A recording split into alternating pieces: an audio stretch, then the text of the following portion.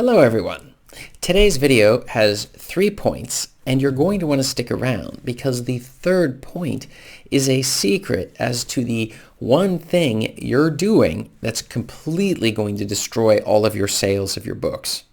So let's get into it. The topic we're discussing today is if you don't fix this now, you'll hate yourself later. Now, I know what you're thinking.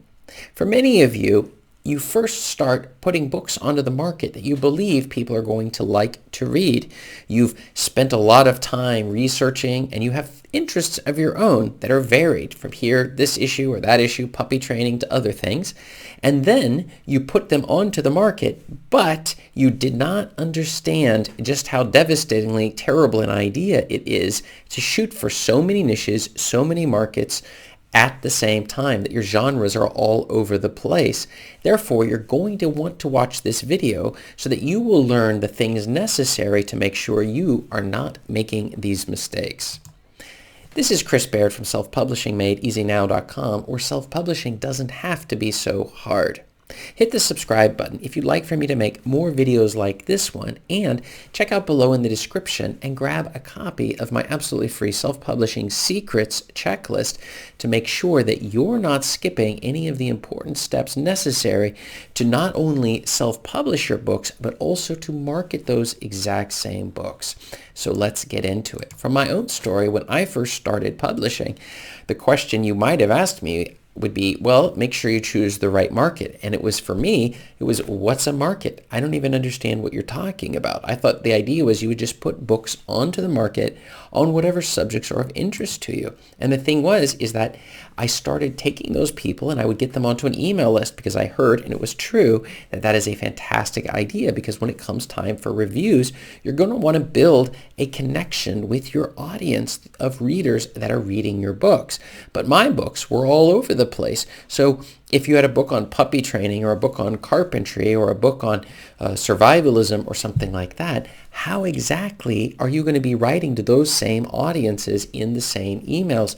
They all have different interests. So which one of those interests? Or are you going to rotate between the interests? And the problem is you start to lose people. So what happens is I had no idea which of those markets I was actually doing. So when it came to running ads or doing content marketing or doing my email marketing and sending ads to these people, or not ads, but rather emails to these people, the problem was it would be very confusing for them. So it would be tempting for them just to unsubscribe since they were interested in how to make vegan food and I'm sending them an email on how to mow your yard. So you see how the mismatch that would occur. I was creating chaos within my own group just by writing on subjects that I myself was interested in.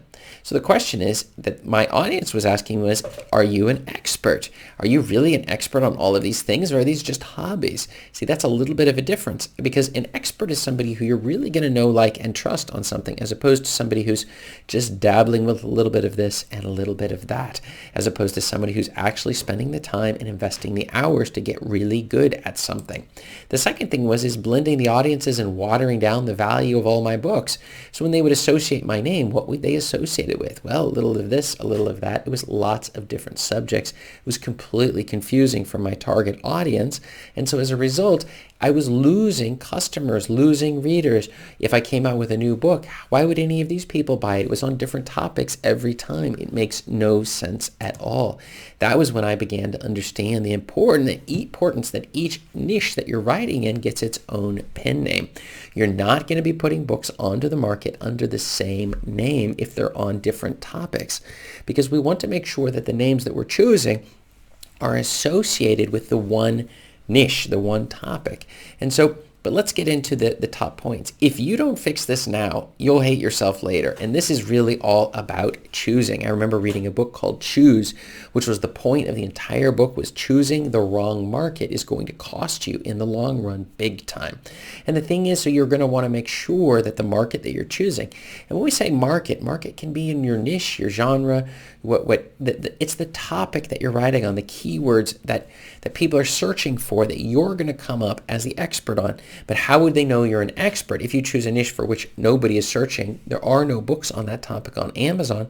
We have no idea if anybody's even going to buy this thing. So there may not even be a market, or maybe there's too many books on that in that market, and your book's going to get lost in the mix. And that's one of the reasons. My second tip is I like to use KDSpy, which you can check out my affiliate link below in the description. It's the best tool that I've found when it comes to finding the right keywords, to figuring out if the niche or genre that you're choosing to go into is already a profitable one. That is, there are already books, but not too many, that are selling like crazy on Amazon. When we find one of these magical unicorn markets, when we write books into it, we're going to discover the books sell about 100, 200, 1,000 times more than just choosing a random market and hoping the best, or choosing a fad that may be popular today. Like if on 2017 you had written a book on fidget spinners, you might have sold an awful lot of copies, but in 2018, not so much. So this is the reason that it is so important to choose the right market for your books. We're not looking at throwing any book out on every subject we're interested in, but within that one profitable niche and holding the focus there, which sort of is a little bit of cheating and showing you my secret answer of the day, which is the third one, which is you should choose and stick with the same niche, genre, or market for at least 10 years. To really get traction, it takes 3 to 5 years of continually writing and doing ads and all of these with email marketing and pushing your books, in addition to writing new books inside of the same niche and genre, so that people will begin to see our name and associate it with the exact books that we've been writing. We're putting out books every single year, and we're making sure that those books are things that our readers like. In addition, our audience is telling us what they like and don't like about our books, so our future books are exactly aligned to make sure that our readers are going to want to read and pick up those books and buy our latest books. We are not writing on many genres, just one niche. We already said how to make sure it's the correct niche, that it's a good keyword that we're targeting for that niche, fiction or nonfiction, especially important when it comes to fiction, or nonfiction rather. And in addition, we want to make sure that those readers begin to associate our name with this one thing. If they aren't doing that, you're making a huge mistake, and it's going to cost you a lot in the future. Many people, they just give up after just a month, a couple years, and then right before they would have made their big break, they discover they're going to start a new niche, which requires completely reinventing yourself and starting from the beginning again, and then only to reach the same frustration and to keep on switching. If you had just stuck with the same niche and choose something you really enjoy, something you could imagine yourself writing about 10 years from now, and just keep on pumping out books on this exact same genre or niche that you're in. And what's going to happen is you're going to become associated with that niche. People are going to like your books, and they're going to tell their friends about them. But this only occurs if we're within a single niche. We're targeting a niche where there already are readers. We're not trying to invent a bunch of readers. We're trying to find them where they are, like currents in the ocean. We're simply aligning our ships with the winds, the direction they're going, so that it's going to take us all the way. And particularly winds like the Gulf Stream, for example, the winds that pass over the top, the currents in the ocean that are pulling it northward. Here in Norway, where we feel that going, we're not trying to create our own currents and winds above that current. Rather, we're trying to just align our sails with existing currents in areas where there aren't that many ships. And that is a very good analogy as to what we're trying to accomplish with our books.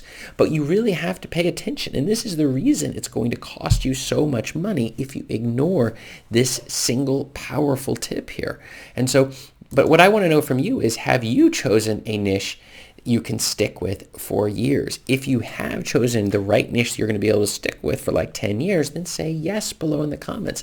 If you haven't, write no below in the comments, because I need to know where you're coming from so that I'm better able to produce videos to help you. And check up above me here for more answers to your questions. Thanks.